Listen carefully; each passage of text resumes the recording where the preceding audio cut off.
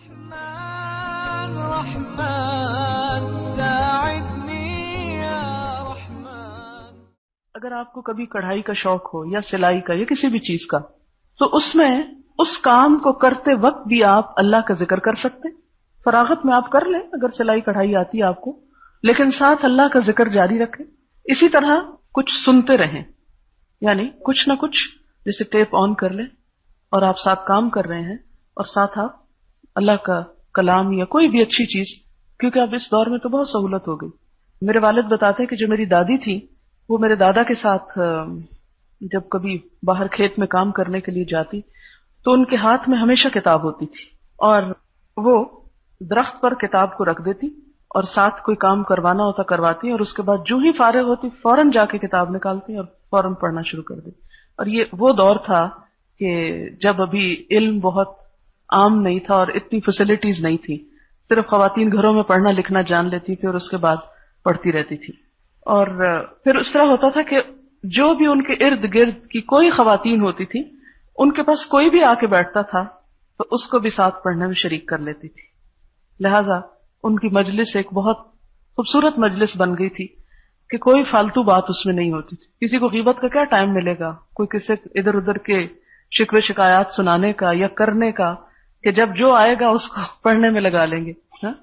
تو اس طرح انہوں نے اپنے آس پاس کی بہت ساری عورتوں کو دین کی تعلیم دی، اور اللہ تعالیٰ نے ان کا انجام بہت اچھا کیا.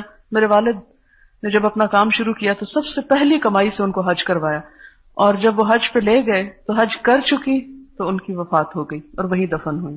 تو یہ لباس کے ساتھ میں اسے کمبائن اس لیے کر رہی ہوں کہ بسا اوقات عورتیں گھر کے کام میں مشغول ہو کر یہ بہانہ کرنے لگتی ہیں کہ اب ہمارے پاس دین کا کام کرنے کے لیے وقت نہیں رہا. یہ سب سے جھوٹا بہانہ ہے، یہ نہیں ہونا چاہیے. میں ہمیشہ یہ کہتی ہوں کہ آپ ہنڈیا میں اگر چمچ ہلا رہے ہیں اور ساتھ آپ کے ایک بچہ بیٹھا ہے، آپ اس کو سبق سن رہے ہیں اور سنا رہے ہیں اور پڑھا رہے ہیں، کیا مشکل ہے؟ کچھ مشکل نہیں.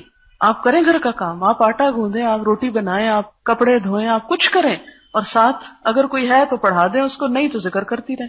کیا مشکل ہے؟ آپ اپنی اس دنیا میں اپنی آخرت کما سکتی ہیں. لیکن ہم عموماً ان چھوٹے چھوٹے ٹپس کو بھلا دیتے ہیں اور بہت سا وقت اس انتظار میں گنوا دیتے ہیں کہ کوئی اچھے دن آئیں گے جب ہم فارغ ہوں گے پھر ہم دین کی خدمت فرمائیں گے. وہ دن نہیں آنا. وہ دن آج سے ہی آئے کہ کوئی پاس بیٹھا ہے، بس میں آپ بیٹھے ہیں، چل رہے ہیں، بات کر رہے ہیں، کہیں نہ کہیں کوئی اچھی بات آپ کرتے چلے جائیں، سیکھتے چلے جائیں، سکھاتے چلے جائیں. کہتے ہیں نا کہ دنیا اور دنیا کی ہر چیز ملعون ہے سوائے اللہ کے ذکر کے. سیکھنے والے اور سکھانے والے کے سب بیکار ہے. یا سیکھنے والے رہیں یا سکھانے والے. اگر یہ دونوں کام نہیں ہو سکتے تو اللہ کا ذکر کرتے رہیں.